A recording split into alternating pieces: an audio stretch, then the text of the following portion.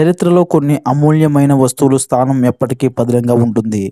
భారతదేశానికి సంబంధించినంత వరకు అటువంటి గొప్ప విలువైన వస్తువు ఏదైనా ఉంది అంటే అది కోహినూర్ వజ్రమే.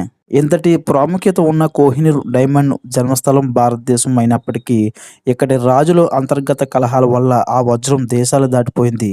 అలా చివరికి ఈ వజ్రం బ్రిటన్ రాణి కిరీటంలో పొదుగుతోంది. ప్రస్తుతం ఈ వజ్రానికి విలువ కట్టడం ప్రపంచంలో ఎవరి తరం కాదు.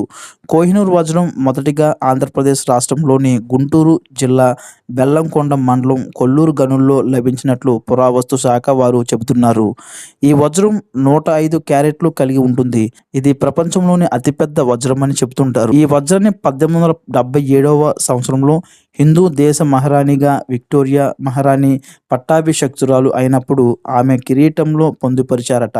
అయితే అప్పట్లో ఈ వజ్రంను మగవాళ్ళు ధరిస్తే సర్వనాశనం అయిపోతారని, అలాగే స్త్రీలు ధరిస్తే బాగా అభివృద్ధి చెందుతారని అనే వార్త ఉంది. అందుకే ఎన్ని సంవత్సరాలు అవుతున్నప్పటికీ బ్రిటన్ రాణి మాత్రం ఈ వజ్రాన్ని వదిలిపెట్టడం లేదట. అయితే కోహినూర్ అనే పదానికి ఈనూరు అంటే కాంతి చక్రం అని అర్థమట. ఈ వజ్రానికి ఈ పేరు ఒక ముసల్మాన్ రాజు పెట్టారట. ఈ వజ్రాన్ని మొదటగా దక్కించుకున్న వ్యక్తి మాల్వా రాజు మహలక్ దేవ్. కాలాంతరం చివరికి ఈ వజ్రాన్ని బ్రిటిష్ గవర్నర్ లార్డ్ డౌలసీ దీన్ని విక్టోరియా రాణికి బహుమతిగా ఇప్పించారట.